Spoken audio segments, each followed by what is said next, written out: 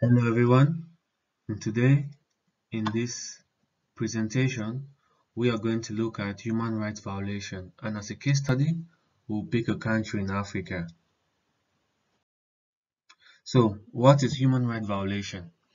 Human rights can simply be defined as the basic rights that belong to everybody from birth to death. Human rights violation refers to the physical, example police brutality, or non-physical, and an example is inequality, deprivation of the fundamental rights of an individual. Now, human rights can be classified into three main categories: absolute rights, non-absolute rights, and limited or qualified rights. So, what are absolute rights? Absolute rights are rights that cannot be prohibited or limited by the law or by government. A good example is the right to live and the right to freedom of speech. Limited rights are similar to absolute rights, but can be limited in certain situations and conditions. A good example is the right to a fair trial. Now, for qualified rights, there are rights which may be interfered in order to protect the rights of another or the wider public interest. Example is the right to private and family life.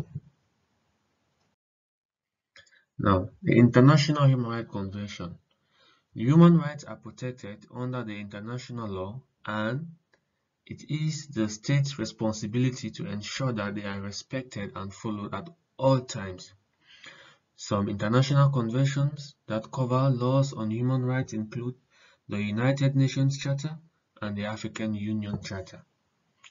In a second, we're going to look at these two human rights conventions in the slides to come.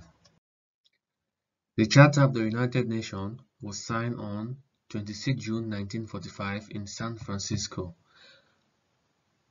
Several articles within this document covers human rights protection and enforcement.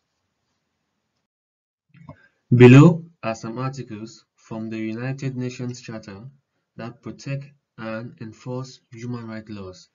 They include Article 1, Section 3, Article 55, Section C, Article 62, Section 2, Article 68, and Article 76, Section C. The African Charter on Human Rights and People's Rights is equally an international convention on human rights. As a result of the increasing international pressure, in tandem with widespread despotic regimes across the African continent, such as those of Idi Amin and Jean Bedel Bokassa, the African Charter on Human and People's Rights was finally adopted in June 1981 and entered into force in October 1986. Below are some articles from the African Charter on Human and People's Rights that protect and enforce human rights in Africa. There are obviously more articles, but for the purpose of this presentation, we will keep it concise. The examples we chose include Article 1, Article 2, Article 3, Article 4, and Article 5.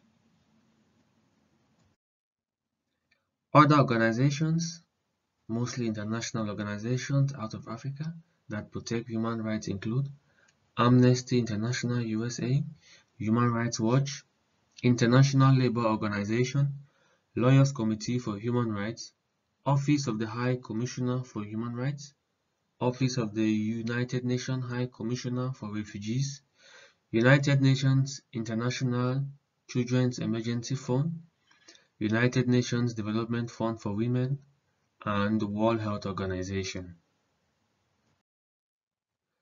For our case study on human rights violation, we are going to look at civil war in South Sudan. The civil war in Southern Sudan originated from a socio-political conflict when President Key accused his former deputy, Riek Machar, and 10 others of attempting a coup d'etat. Machar later fled and went on to lead the opposition party, SPLM, which saw a brutal conflict erupt. Clashes between the government and armed forces caused the death and migration of several individuals, including children that were forced to fight wars, and women were reported to be sexually violated by both soldiers and armed forces.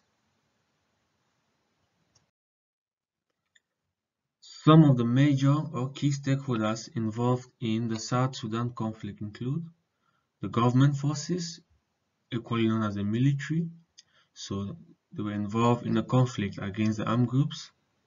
We have the armed groups which comprised of civilians who fought fiercely against the military, students, teachers, women, local businesses, farmers, cattle rearers, and children. The International Court of Justice oversees the penalties imposed on individuals and governments that violate the human rights laws at a global or international level. Countries can equally solve or tackle human rights violations through the judicial system at a national level. Penalties include imprisonment of the individuals involved or state officials after a term of office, and economic sanctions can be sometimes levied on governments that violate human rights laws. We've come to the end of this presentation. Thank you for listening to the end. Goodbye and see you next time.